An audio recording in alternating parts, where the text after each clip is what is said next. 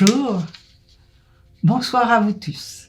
Nous voilà encore une fois pour un partage exceptionnel. Pourquoi ça? Eh bien, suite à mon dernier vidéo qui était être dans sa réalité profonde et renaître ou paraître dans la fausseté désastreuse. Ça, c'était un sacré dilemme pour chacun de nous tous, sans nul doute. Et suite à cela, j'ai eu plusieurs questions. Je vais commencer avec la première. Il s'agit de Nathalie de Granby. J'ai une maison avec un beau jardin dans lequel je vis avec ma famille, mais je me sens pas très bien sans le comprendre. Bon, ben ça c'est tout un dilemme. Mais par commencer, avoir une maison avec un beau jardin, c'est le rêve, c'est l'objectif de plusieurs personnes, dont c'est une agréable réalité qui emmène tout votre entourage qui vivent avec vous dans un confort agréable, ce qui ne veut pas dire que vous êtes dans le paraître, absolument pas. Par contre, pourquoi vous ne vous êtes pas bien? Il faudrait voir qu'est-ce qui se passe dans votre environnement direct. Est-ce que vous avez arrêté de travailler, par exemple? Est-ce que vos enfants vous écoutent? Est-ce qu'il y a une parfaite communication avec votre conjoint? Il faut voir tout cela. Mais en règle générale, lorsqu'on a atteint un but, comme vous, d'avoir une maison et un beau jardin, avec une famille, etc., qui vivent avec vous, eh bien, on a été très excité auparavant à préparer et donner le coup d'envoi à ce projet avec beaucoup d'élan. Et lorsqu'on a atteint ce que l'on veut, comme vous en ce moment, eh bien, il arrive qu'il y a une baisse d'énergie. L'excitation s'amenuise de jour en jour parce que vous avez atteint le but. Et parfois, il y a une certaine fatigue qui s'installe chez l'individu qui atteint son projet. C'est une chose tout à fait normale. Alors le tout est de savoir, je vous pose moi la question, allez dehors dans votre jardin, méditez, lisez, ayez d'autres projets, ne restez pas sur le banc à ne rien faire, car c'est là qu'on va se sentir fatigué et qu'on ne va pas se sentir vraiment joyeux. Alors voilà, j'espère que j'ai répondu à votre question de façon précise, sans savoir réellement quel est votre environnement, mais dans ce que moi, je peux percevoir directement. Alors je vous remercie pour votre question. Alors je vais aller à une autre question. Pierre de Candiac. Je viens de m'acheter une belle voiture, mais je me sens là et quasiment fatigué, sans raison apparente. Bon, là, encore une fois, c'est tous des efforts ont été emmenés pour obtenir, mettons, la voiture que Pierre voulait. Donc ça demandait des efforts, ça demandait peut-être des sacrifices aussi. Donc là aussi, il y a eu une excitation avant d'arriver au but. Et là, encore une fois, le but est arrivé. Et qu'est-ce qui se passe chez l'individu? Eh bien, encore une fois, qu'est-ce qui va se passer? Il y a encore une fois une baisse d'énergie. Peut-être que la voiture n'était pas ce que Pierre désirait. Il espérait avoir peut-être plus de joie en ayant cette voiture, qui est quand même un confort, dont tout le monde a envie aussi. Sans pour cela être dans le paraître, on le dit bien. Sans être dans le paraître pour mieux vivre son quotidien, tout simplement. Alors le tout est de savoir, Pierre, si je puis me permettre, est-ce que vous faites du sport? Est-ce que vous faites des randonnées? Est-ce que vous faites des courses de voiture aussi?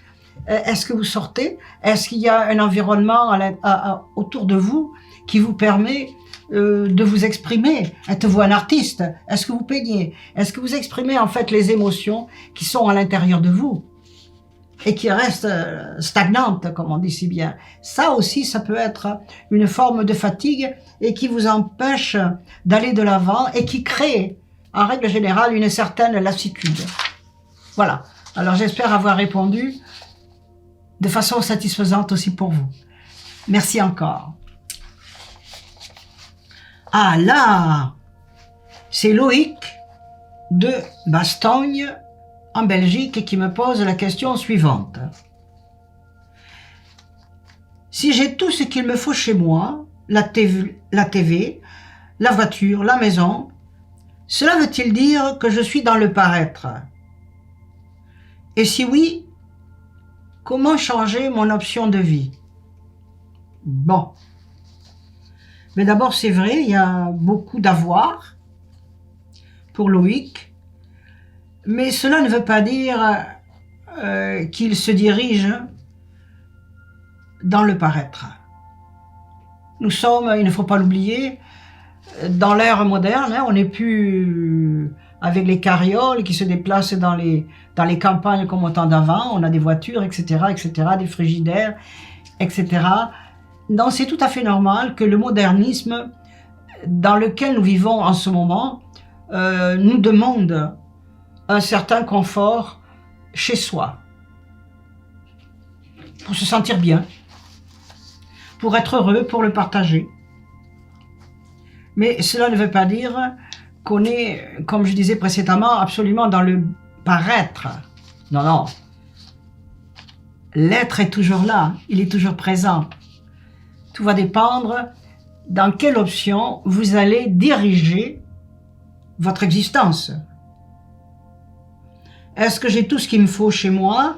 Est-ce que je veux un bateau? Est-ce que je veux un avion? Est-ce que je veux ci? Enfin, tous ces objets qui agrémentent la vie, bien entendu, qui agrémentent la vie, mais qui sont des options du paraître. Alors, c'est à vous de voir. Le « je suis » est toujours à l'intérieur de vous.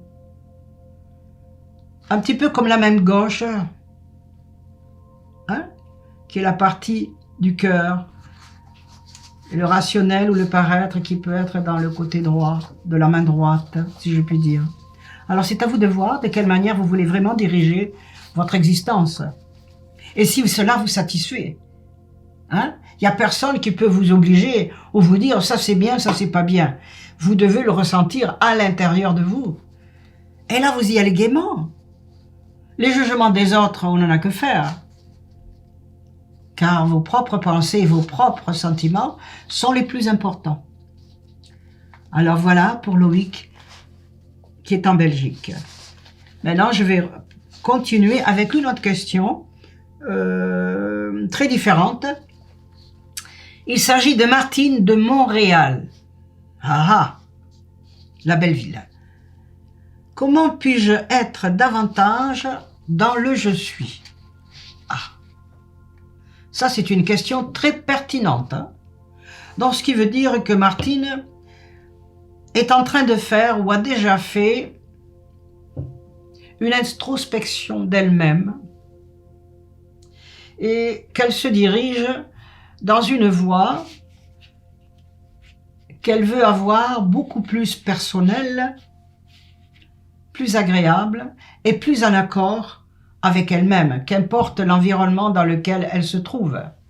Car si elle pose cette question, c'est que le je suis l'interpelle comme quelqu'un qui frappe à la porte, hein, tac, tac, tac, tac, tac, une petite clochette, ce qui veut dire que elle va certainement, ou elle se dirige certainement, d'après ce que je peux percevoir, dans une ligne beaucoup plus facile à vivre, avec beaucoup moins de peut-être, avec beaucoup moins d'objets dont elle en a que faire, pour entrer dans ce qu'on appelle le chemin du modernisme, comme tout le monde. Mais elle veut faire comme un retour sur elle-même pour être davantage avec le « je suis », car c'est ça sa question.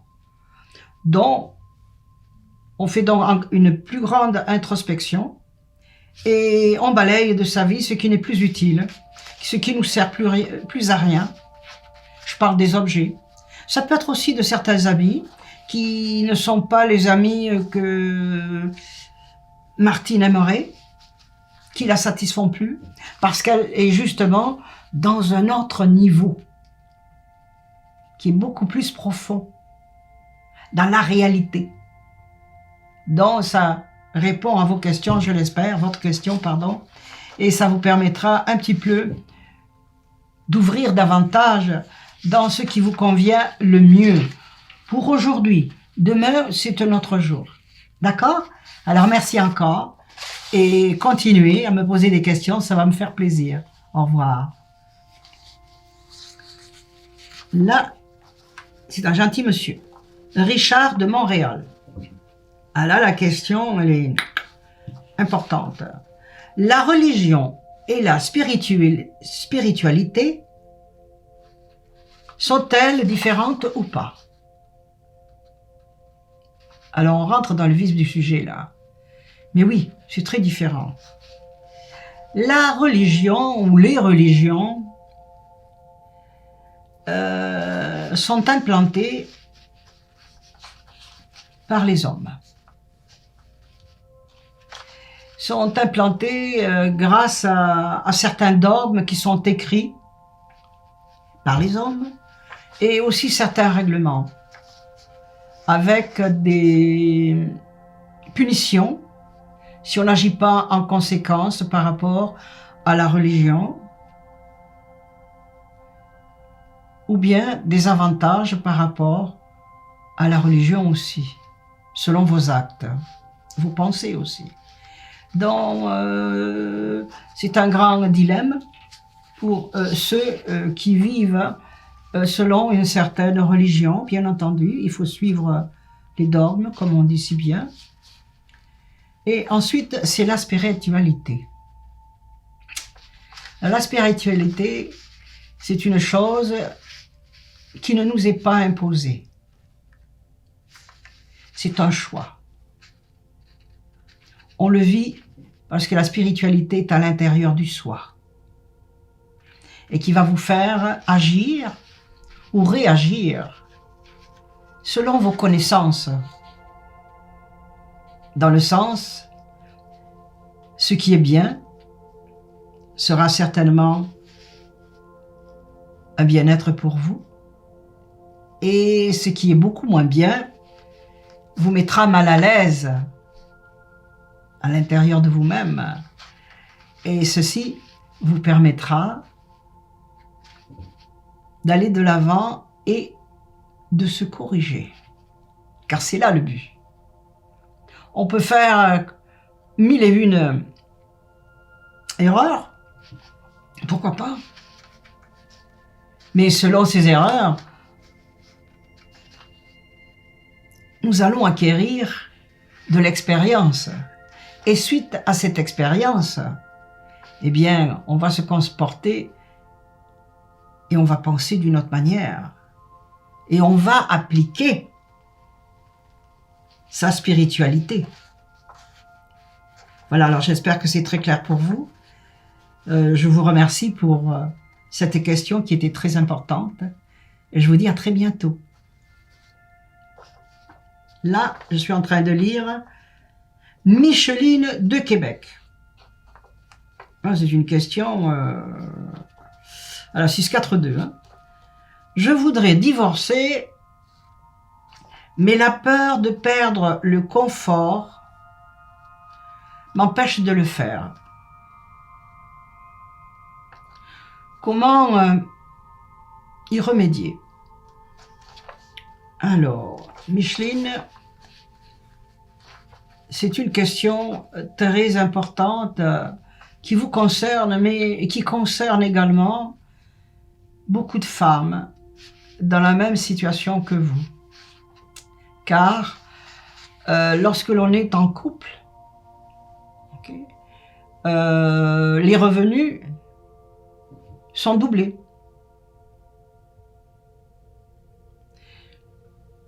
Ou s'ils ne le sont pas, on va dire que c'est le compagnon ou la compagne qui apporte le revenu à la maison et l'autre qui reste avec les enfants n'a pas de revenus. Donc, il y a une dépendance par rapport à la personne qui emmène et qui fait bouillir la soupe, comme on dit. Voilà. Beaucoup de femmes sont dans cette situation et se posent 50 000 questions. Comment faire? Qu'est-ce que je vais faire? Et qu'est-ce que je vais devenir? Eh bien, il faut d'abord, Micheline, que vous posiez la question primordiale. Quelle est la raison qui vous fait que vous voulez divorcer? Hein? Est-ce que c'est une raison profonde? Ou c'est une raison, oh j'en suis pas sûr, etc., etc. Parce que souvent, dans les couples, après quelque temps, la routine s'est installée. Mais ça ne veut pas dire que l'amour a disparu. Hein? Alors si c'est juste ce cas-là, il faut aller le rechercher. Il faut enflammer cet amour, il faut le faire revivre de la façon qui vous conviendra le mieux, parce que vous connaissez votre compagnon beaucoup plus que quelqu'un d'autre, même que moi. Donc il faut d'abord aller chercher la raison du pourquoi et du comment. C'est la zone plate là. C'est la zone plate et qu'on veut divorcer. D'accord? Donc vous allez vous poser des vraies questions et vous allez avoir vos propres réponses qui vont vous amener à sauter le pas ou qui vont vous amener à vous dire ben non, je n'ai pas de raison vraiment valable à me séparer de mon compagnon. Ça, c'est très important. Donc, c'est un retour sur soi-même, encore une fois, que Micheline de Québec, eh bien, vous allez faire, si vous n'êtes pas en train de le faire en ce moment. C'est un pas qui va vous amener dans un but qui va vous permettre de respirer mieux, de vous sentir plus à l'aise dans la situation dans laquelle vous vous trouvez en ce moment. En sachant que chaque jour apporte ses joies et parfois ses petits inconforts. Alors qu'est-ce qu'on fait avec ça? Ben, on fait une petite salade. On fait une petite salade et ensuite on regarde qu'est-ce que c'est qui le remporte. Est-ce que c'est les petits plaisirs, la joie, ou bien les inconvénients et les inconforts? Hein, faites votre petit bilan. Et vous aurez vos réponses automatiquement. Alors merci beaucoup Micheline de Québec.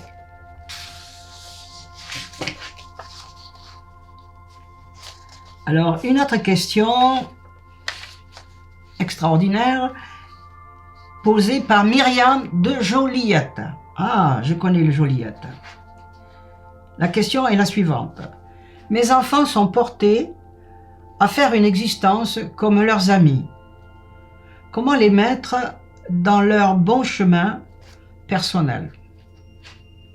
Bon. Eh bien d'abord, les enfants sont une partie de nous-mêmes. Et bien souvent, ils réagissent et copient leur entourage. Parce que justement, ils ne veulent pas être différents des autres. Ils veulent vraiment s'agglomérer dans leur société. Et si les enfants font des choix pareils, c'est sûr que ce doit être des adolescents ou préadolescents. Alors là, c'est sûr qu'on ne peut pas être différent, sinon on va se faire remarquer et ces enfants n'aiment pas ça. Alors que si on rentre dans le chemin comme tout le monde, eh ben, on est correct. Du moins, c'est ça qu'ils pensent. Et il n'y a pas de problème. Donc, pour la question de comment les mettre dans leur bon chemin personnel, leur faire réaliser davantage peut-être, parlez-en gentiment, doucement, parce que les adolescents ne sont pas toujours doux dans l'énergie. Les hormones sont là, alors ils ont les réponses et les actions rapides. Donc je vous suggère de parler avec ces enfants. Pourquoi ils veulent cet objet? Pourquoi ils veulent ce vêtement? Pourquoi ils veulent ceci? Qu'est-ce que c'est? Est-ce que ça va les rendre vraiment heureux?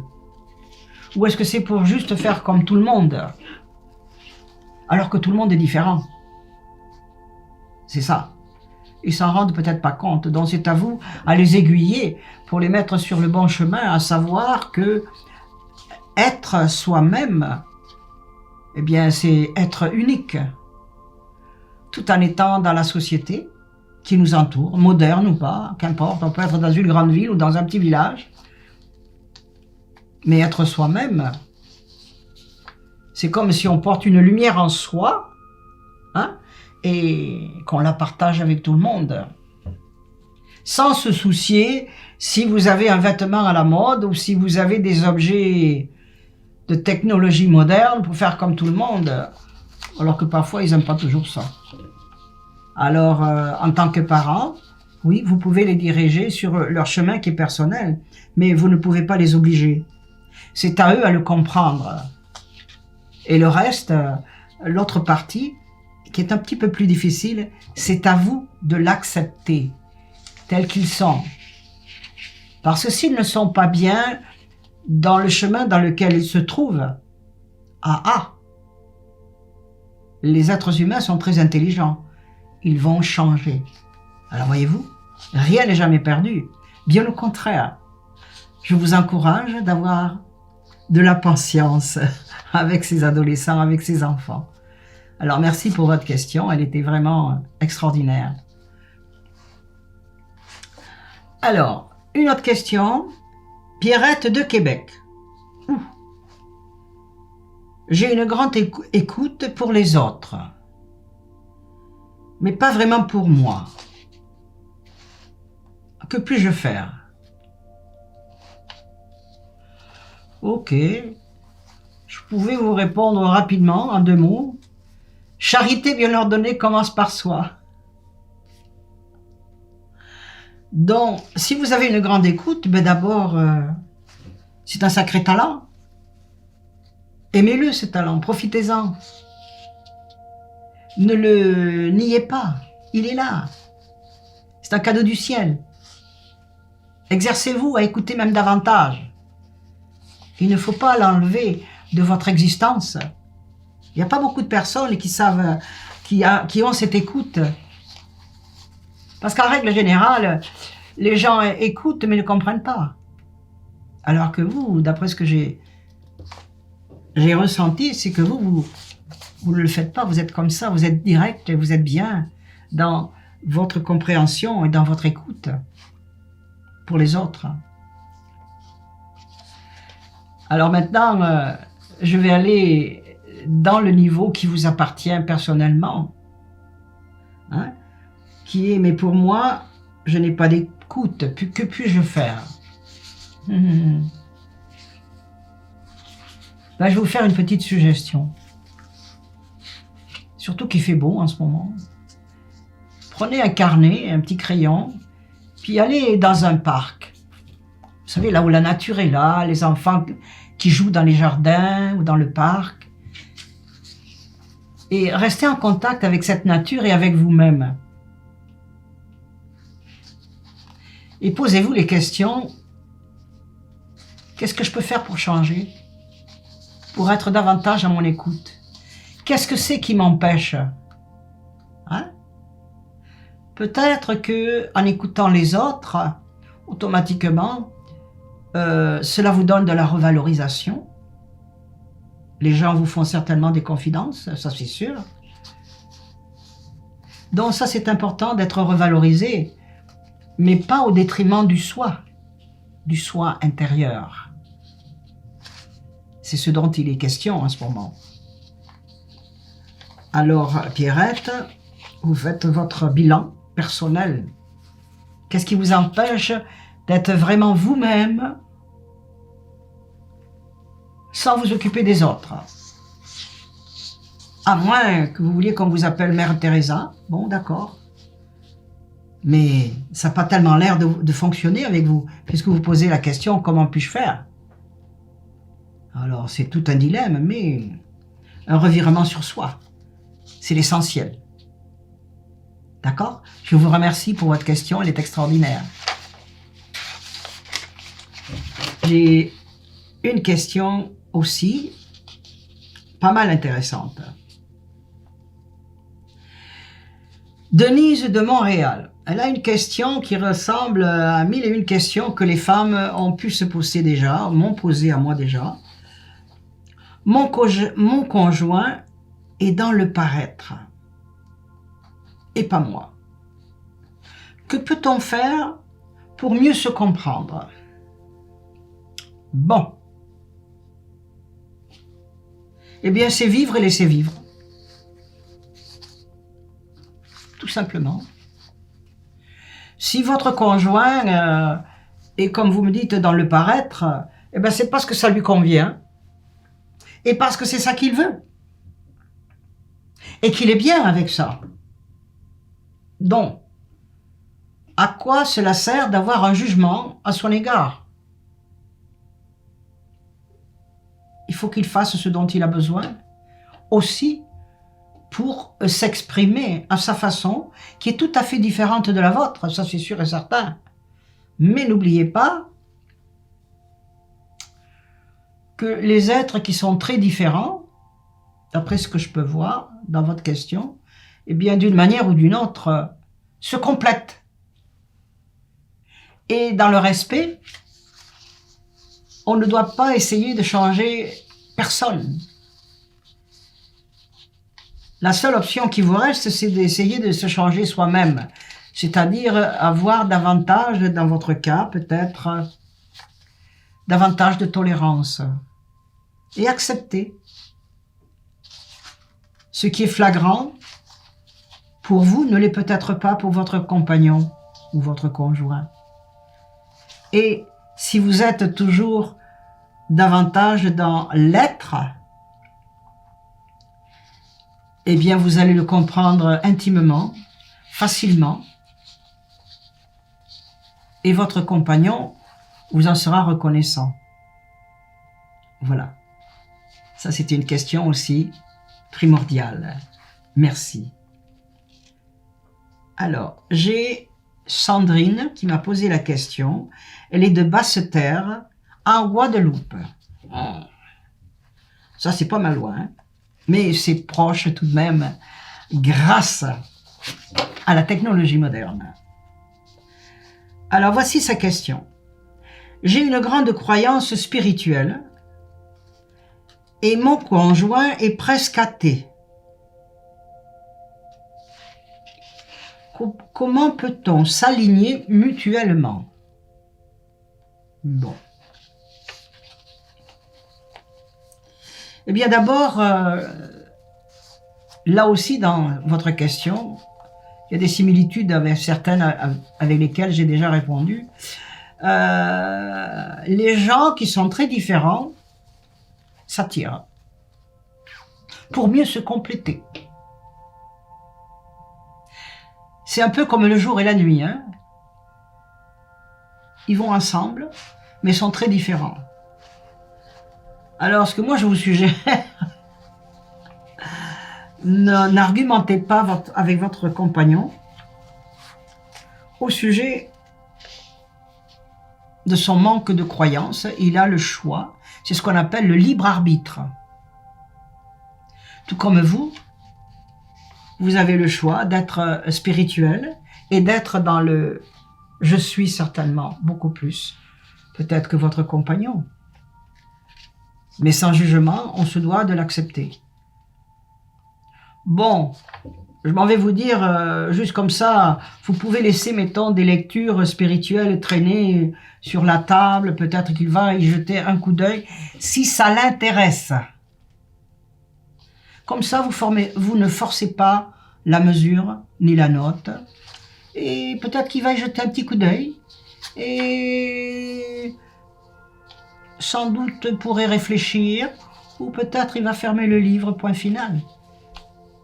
Donc cela vous éviterez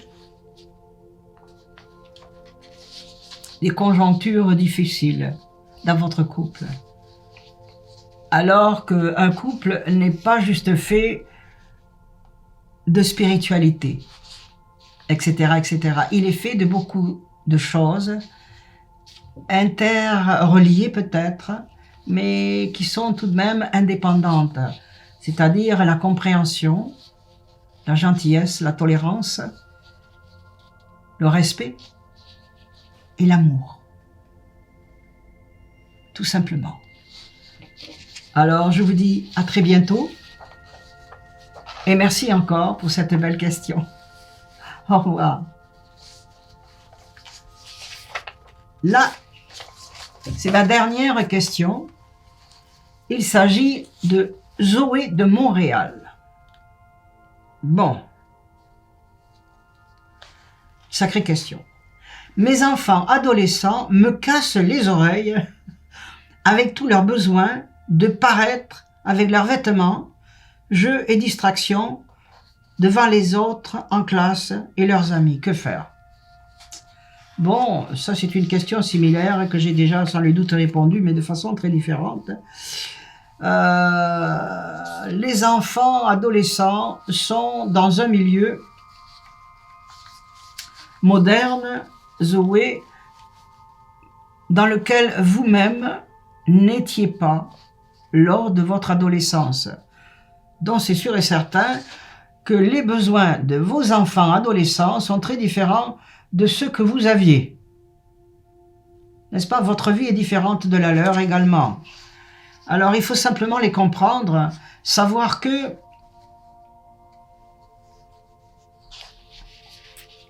acquérir un objet, mettons une veste, identique à celle de son ami, eh bien pour lui c'est une manière de montrer son amitié. Je veux m'habiller comme toi parce que je t'aime bien, je t'apprécie. Et pour les petites jeunes filles, adolescentes, c'est la même chose.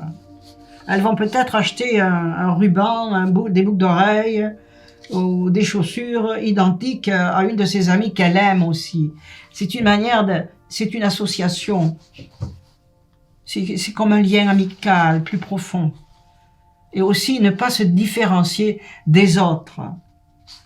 Plutôt être globalement dans un ensemble qui, pour eux, les rassure. C'est tout simple. Ils ne seront pas disparates. Alors, ils vont aller droit dans le chemin qui va leur permettre de s'associer avec tous leurs amis. Ils sont identiques, tout en étant différents. Alors, vous ne pouvez absolument rien faire, juste leur faire comprendre pourquoi ils ont besoin d'avoir cet objet et qu'est-ce que cela leur procure. Tout simplement, vous leur posez les questions. Et peut-être qu'une fois qu'ils vous auront répondu, ils vont peut-être comprendre que c'était pas aussi nécessaire d'avoir ce ou ces plusieurs objets. Ou peut-être qu'ils le veulent absolument, parce que c'est une identification à un club, à un ami, etc., ou à une association aussi. Mais c'est évident que si les objets dont nous parlons dépassent votre budget, là on sonne la petite clochette pour leur faire comprendre que leur objet, est-ce qu'il est si essentiel? Parce qu'il y a d'autres choses importantes que votre budget doit faire face. Et les adolescents sont têtus, oui d'accord, mais ne sont pas obtus. Ils sont très ouverts. N'oubliez pas, ce sont les futurs hommes et femmes de demain. Donc ils ont une intelligence qui est ouverte, peut-être beaucoup plus qu'il y a 50 ans. Ça c'est sûr et certain. Et ils sont malléables. Quand je dis malléables, ils s'adaptent très bien. Donc s'ils adaptent, eh bien ils vont le comprendre, peut-être beaucoup plus rapidement que ce que vous pensiez ou que vous espériez. Voilà. Alors, c'était ma dernière question. Je vous remercie à tous pour avoir été là et je vous dis donc à très bientôt.